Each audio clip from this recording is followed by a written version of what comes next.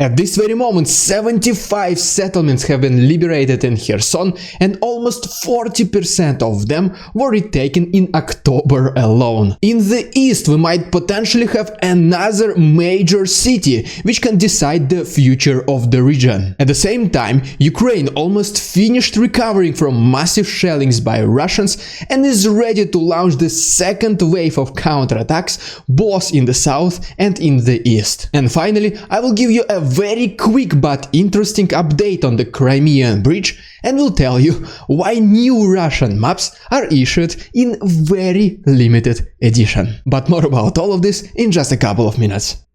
What's up, investors? It's the Russian dude. And let's go straight to the point and talk about the counteroffensive of Ukraine in the east. And first of all, right here we can see a picture from liberated Stelmachivka. And as you can see from this map, there were no significant changes in the last several days. With the only one pretty much notable thing to mention is that Ukraine continued its attacks on the north of Svatove region and to the west of Crimean road. And in my yesterday's video, I was making an assumption that Ukraine might want to try to encircle Svatove from the north. But recently I started seeing some reports in pro-Russian media channels that allegedly some Russian forces started demonstrating some sort of activity in Troitske. As for now, these are just the rumors, but as you know, rumors tend to become the reality. And to be honest, apart what they say makes sense. And here is why. As you can see from this map, this city of Troitske is basically on the border with Russia. And at the same time,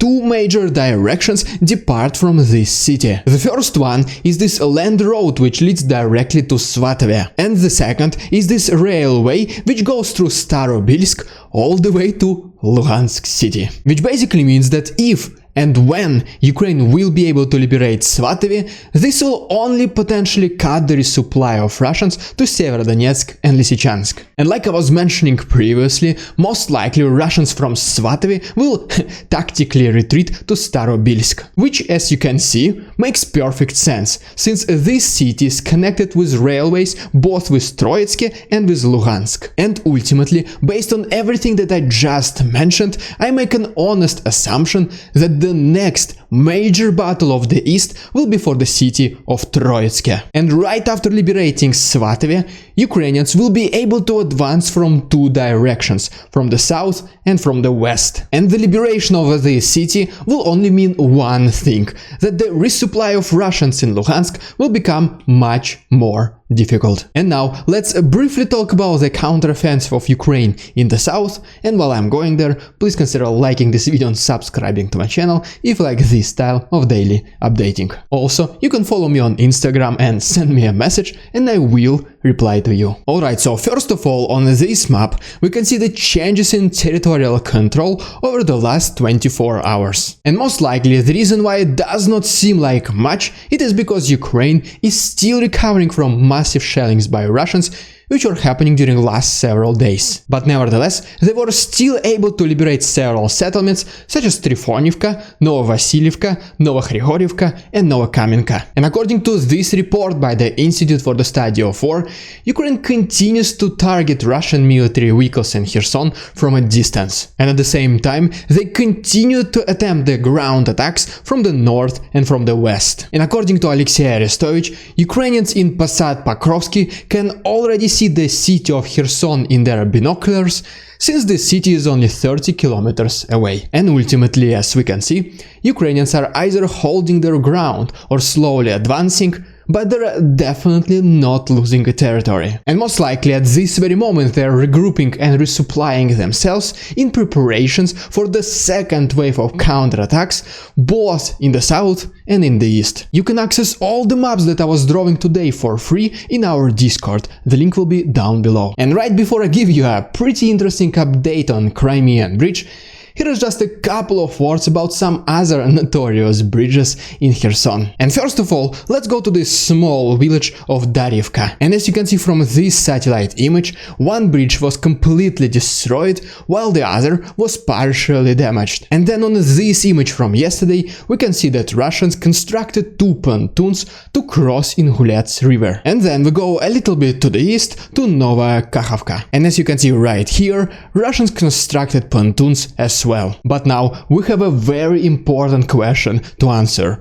Are Russians building these bridges to retreat? Yes or absolutely? Alright, and now as promised, here is your extremely quick update on Crimean bridge. And as you can see from this first picture, Russians already started the reconstruction. Then we have this video from the same bridge, which basically shows us that the railway tracks are now melted. And I think it is pretty clear that in the nearest future, not a single train will be able to pass there. And finally, the Russian FSB claims that they were already able to reconstruct the chain of events which led to an explosion. And along the way, they give us this X-ray picture of a truck which allegedly was transporting several tons of explosives. But if we see the security camera footage of the very same truck, we can see that somehow, mysteriously, the truck lost some of its wheels. But okay, if you want to see a short but very interesting documentary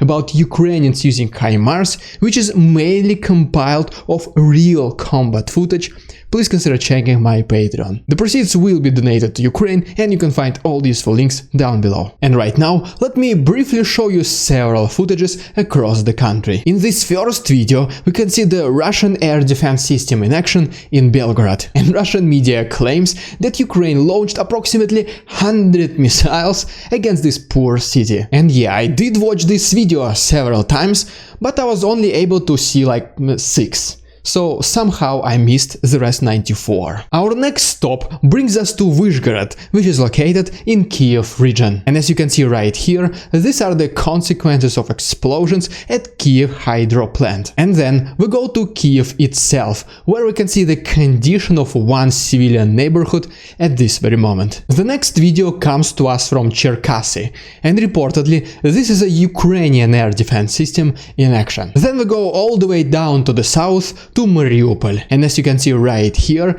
there has been an explosion at Kherson train station. Next we move to Crimea, specifically to the city of Dzhankoi. A small civilian building was partially destroyed, but Russians, surprisingly, took the responsibility. What they mean by that is that while repairing a tank, they accidentally fired from it. I mean, accidentally loaded it, accidentally aimed at the civilian building, accidentally pressed the button, and accidentally destroyed it. What an unfortunate incident. Then we go to Odessa, and as you can see right here, there was an explosion as well. Going a little bit to the northwest, to Ladizhin, we can see the consequences of a kamikaze drone destroying the thermal plant. And then in Vinnytsia, we can see a Ukrainian jet allegedly intercepting a Russian drone. And finally, here is a video from Lviv showing us a Russian missile destroying an electrical equipment. Alright, and now briefly, in just 1 minute or less, 3 other very interesting events from today. As you can see from this picture, Russia already started printing the new maps of Russia, which include the occupied territories of Ukraine. But here is a funny thing. Reportedly, the batch of these new maps is extremely limited. And I mean, I guess manufacturers are thinking ahead, is that when Ukraine takes these territories back, so they just don't have to throw too many maps away. Then we have this statement by the Minister of Defense of Ukraine, Alexei Reznikov, who is mentioning that 4 new HIMARS systems from the US have already arrived in Ukraine. And finally, the press secretary of Russia, Dmitry Peskov, mentioned that there is no split in Putin's inner circle. And I mean, yeah, they always say things like this when the opposite is true. First they said that Russia will not invade Ukraine, and they did. The next thing they said that Russia will not have a mobilization, and they had. And now they say that there is no split in Putin's inner circle. So I guess let's just wait and see. If you want to support my work and unlock some benefits, please consider becoming my channel member. All the other useful links can be found to my right and down below. Thank you so much for your attention, товарищи, and see you tomorrow.